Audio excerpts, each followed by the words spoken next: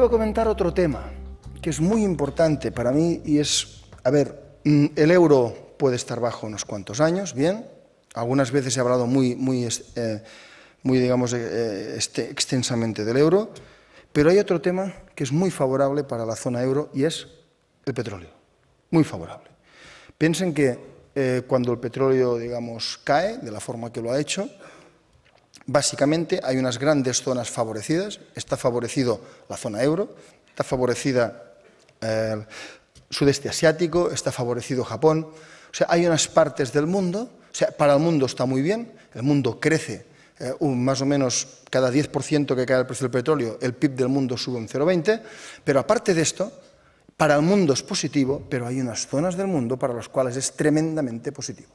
Y estamos precisamente en una de las zonas. Es sencillamente ver cada zona cuánto produce y cuánto gasta. Todas estas zonas que he dicho gastan mucho más petróleo de lo que producen, con lo cual les favorece. ¿Y España? Pues si es bueno para la zona euro, para España mejor. Porque, por ejemplo, para Francia o Alemania, la importación de petróleo es alrededor del 2% del PIB. Para España, el 4% del PIB.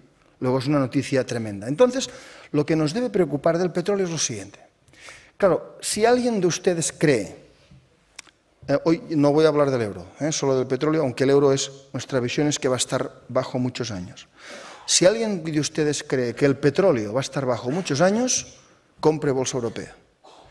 Si ustedes creen que el petróleo va a volver a 100 o 120, no, porque entonces muchas empresas europeas lo notarían en sus costes de transporte, en sus costes de, digamos, de fabricación, etcétera, etcétera.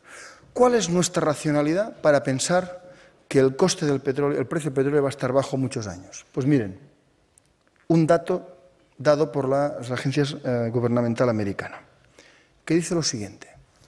Esta es la producción de petróleo en el mundo, muy estable. Más o menos todo el mundo produce lo mismo. ¿Todo el mundo? No. Hay un país que produce mucho más de lo que producía hace unos años. ¿Quién? Estados Unidos. Entonces resulta que si Estados Unidos produce 3 millones de barriles más cada día, esto sale al mercado, ¿no? Entonces resulta que el mundo va gastando más, pero que en el mercado está entrando todo el petróleo que hay, más todos estos norteamericanos. Bien, ¿qué es esto? Bueno, el denominado shale oil, el fracking, lo que ustedes quieran. Que el fracking está ahí. Entonces, aparte de los productores tradicionales, han aparecido en muy pocos años una serie de productores nuevos, fracking, que no son las grandes compañías de petróleo, que han empezado a producir un montón de petróleo. Bien, ¿qué nos interesa de esta gente? Esta gente han provocado una reacción. ¿Por qué los países de la OPEP, digamos, qué hacían anteriormente cuando el precio del petróleo bajaba?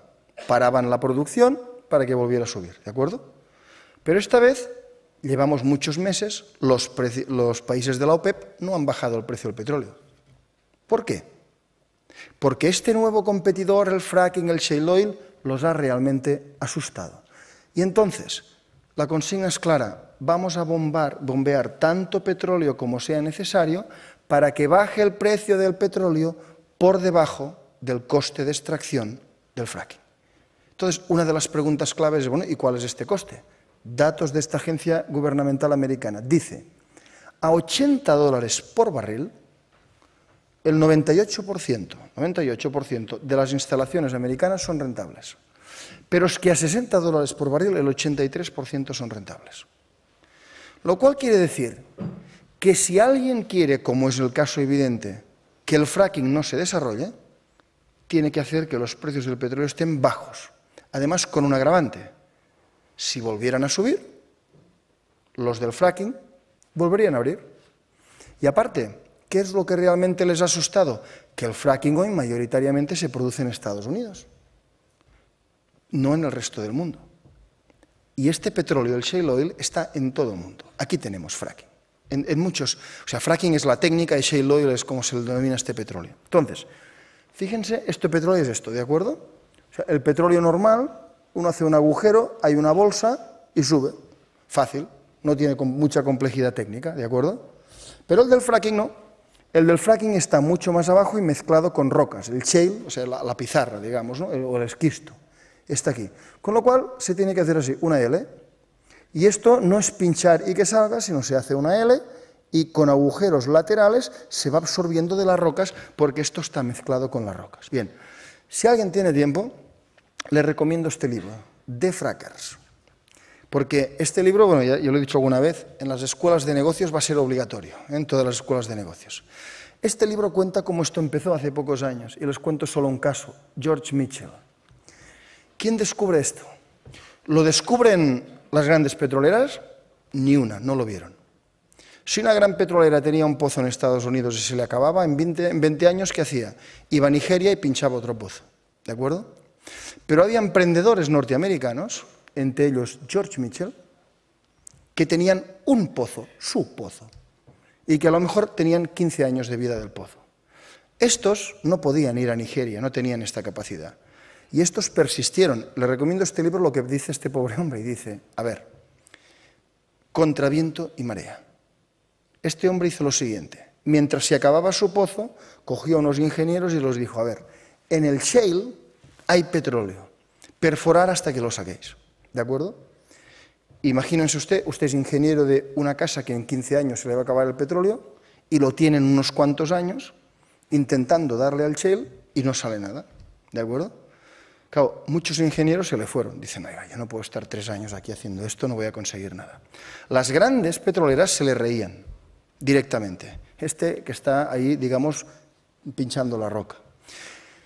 En casa, en su casa, lo cuenta él, en su casa llegaba y sus hijos le decían, pero papá, decían, el futuro es solar, es eólico, es renovable, ¿dónde vas pinchando una roca? Bien, algunos de sus socios, algunos de sus consejeros le abandonaron, siguió pinchando. ¿Hasta que qué? Hasta que al final, aunque fue complejo técnicamente, encuentra la manera, que es esta de aquí. Bien, que aparte es curioso, solo esto ya es una anécdota. Cuando lo logran, les empieza a salir tanto petróleo que ellos tienen que hacer como unos partes a la agencia norteamericana para decir, este pozo, ¿cuánto petróleo produce en un mes? ¿No? Y entonces dijeron, no puedo decirle a la agencia norteamericana lo que me está saliendo. Pero claro, no voy a mentir a la agencia norteamericana, ¿de acuerdo? Que es la que nos da las licencias. Entonces hicieron algo que era esto. Si el mes dura 30 días, pues a lo mejor habrían 10 días. Y luego paraban. Entonces decía, ¿cuándo has producido este mes? ¿Tanto? O sea, no engañaban. O sea, la agencia norteamericana en el estadillo no preguntaba cuántos días producías, ya daba por sentado que producías cada día, ¿de acuerdo? Ahora sí, mientras no decían todo el petróleo que sacaban, se pueden imaginar que estaban comprando terrenos al lado tantos como podían, ¿no? Y hay un caso curioso que es el de Exxon. Exxon, que rechaza el shale, construye su sede social, o sea, las oficinas centrales, sobre un enorme campo de shale, porque no es el sitio más apropiado para hacer unas oficinas, ¿no? Entonces, ¿qué quiero decirles? Pasa todo esto, ¿y qué quiero decirles con esto? Dos cosas. Una, que yo creo que el precio del petróleo va a estar bajo muchos años. ¿Por qué? Porque si el precio del petróleo vuelve a subir a 100, ahora vas a conseguir que esta gente corte en producción, porque no les va a ser rentable, aunque, cuidado, lo que les cuesta producir esto va a ir abajo, es decir, hay mejoras tecnológicas que hacen que lo que hoy te cuesta producir va a ser inferior, de hecho, ya es inferior a lo que se pensaban, pero en 5 años más. Pero claro, como esto supere estos niveles, lo que van a ver ustedes es a los del shale abriendo. Pero es más, los del shale abriendo, ¿dónde? En Estados Unidos. En Estados Unidos, en España, en Australia, en 1000 sitios, porque hay mucho de este petróleo en todo el mundo. Entonces, por eso les decía que creemos que el petróleo va a estar barato muchos años y esto es fantástico para Europa y es fantástico para España. En un primer momento afecta al equity, a las acciones, y en un segundo momento tiene un impacto sobre la economía global. Tarda un poquito más.